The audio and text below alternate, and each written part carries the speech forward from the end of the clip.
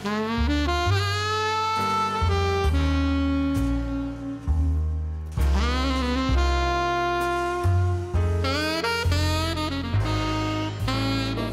everybody, welcome to In Bed with Pauly Shore.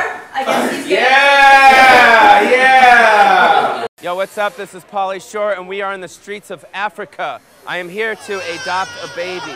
It's going to be beautiful. It's going to be gorgeous. I'm going to take it back to America with me for a better life. Your mockumentary, Adopted, yes, is doing quite well. It's doing all right. Yeah, it's doing all right. What brought on the idea for that, to do a satire about celebrities adopting kids internationally? I don't know. I mean, I just, at the end of the day, constantly, as a job, my job is to kind of make fun of things that are in the world, whether it's through stand-up or whether it's through the movie, you know what I mean? So it's like, when I was going down there to do stand-up comedy, I think I dropped something. When I was going down there to do stand-up comedy, I just kind of, my wheels started turning, and I started thinking about, me in Africa. I thought it was a funny kind of concept just itself, being down there. So then I thought, like, why not do a film and hire a production company and shoot it like a real film down there. And for me, I think my best comedy is not what I say, but almost like people reacting to not knowing what I'm saying. So the reactions that I got from, I think a lot of people in Africa were like, who the hell is this guy? And that was like, I was like finally free. Thinking we'd go rock climbing. Go to the top, son! Get me down! The top is America! This is like speed adopting, like who's my next child? Who's my next child? Shamila, I think I like him better than Ottawa. This is fake. Macy Gray, come on, son. What color do you want? Blue. Okay, we're gonna have 2 blue balls. See, my kind of guy. If you were to adopt a child in real life, right, what would the kid be like? Your dream child. Just like you? If I were really to adopt a child, I don't know.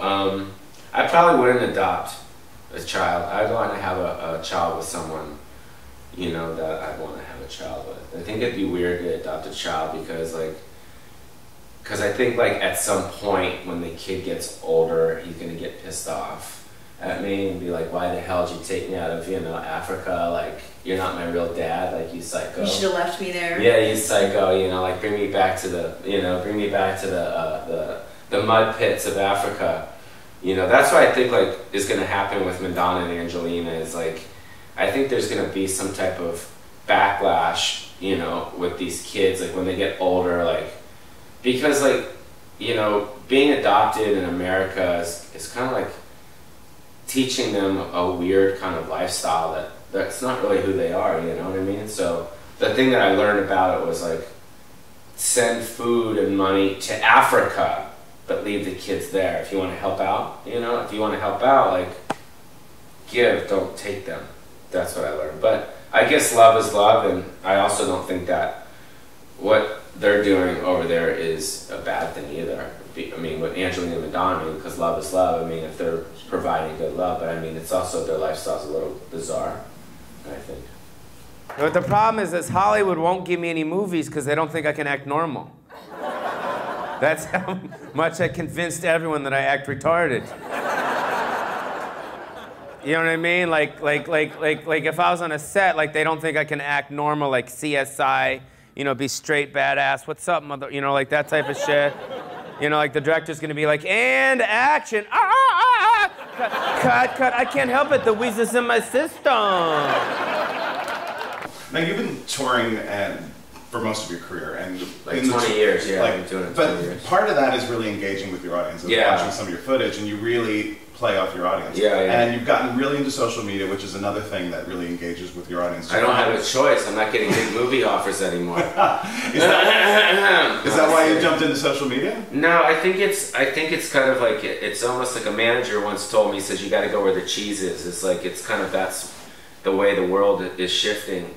Just using Adopted, for instance, and we sold, I think, 50,000 DVDs in a week or whatever it was, and we didn't do it based on commercials. I mean, you didn't go, you're not sitting there watching TV at night and go, oh, there's a commercial for Adopted, or You're not going to the movie theaters and going, there's a trailer for Adopted. You're not opening a newspaper going, oh, there's, you know, the ad for Adopted. It's basically all online. Are you finding that you're getting a new, younger audience by being involved in social media? I don't know. I'm just, you know, at the end of the day, I'm just, for me, like, I'm a content provider. You know what I mean? I'm not, you know, the person that knows where to send the stuff. Mm-hmm. So at the end of the day, I'm just a person that wants to create these, you know, 2 to 4 minute kind of clips that stick and that are engaging to an audience, that are funny. You know what I mean? That's all I really know. All the other stuff, if kids see it, you know what I mean, and they think it's funny, then that's cool. I don't know who sees it, you know. Okay. My job is just to try to create stuff that's entertaining, you know. Now, speaking of creating content, you've got a YouTube contest going on right now, right? Yes. Trying to get more subscribers. Mm-hmm. Explain how this whole thing is working. Well, it's basically, it's more of an interactive thing. It's like where you, again, engage, you know, your fans, where you basically, your fans tell you what to do. You know, like, hey, what do you want me to do? So it's kind of a contest on, you know, telling the fans, going, yo, what type of video do you want me to do? So like, they give me different things. I'll, you know, put you know, a hat on and dance around like an idiot on Sunset Boulevard. Like, I'll do whatever you tell me to do. So it's basically, they're going to dictate kind of the content for kind of this contest. What do you think are some misconceptions that the public might have about you? Pretty much the obvious, you know, is he really like that? You know what I mean? Which is like, you know, I think like David Spade said it the best. He said, you know, in this business, you spend so many years kind of trying to come up with something, and then you spend so many years trying to get away from that something.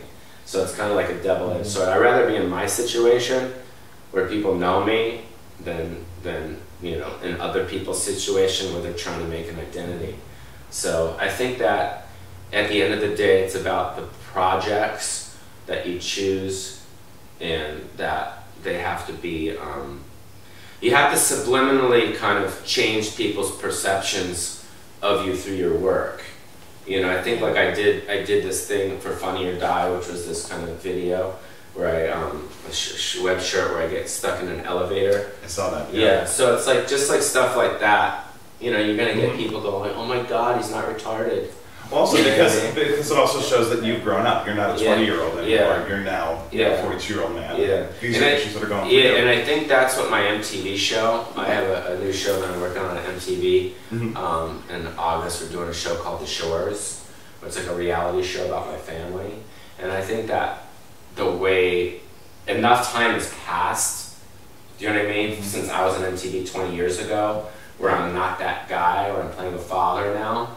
And I think that it'll be really pretty interesting for people to see me kind of just be like this. I want to thank you for having me on. Thank you for coming. Thank you for getting in bed with us. It's all good? Yeah. Totally, thank you. All right. Bye, guys. Thank you. Bye. Bye. I love you. He loves you. I love you too. But if you're not familiar with who I am and you've never seen me before and you possibly got a free stub to get in, and you came with a friend, the reason why most of these people are here this evening is because in the early 90s, I starred in a whole bunch of films. First was Encino Man.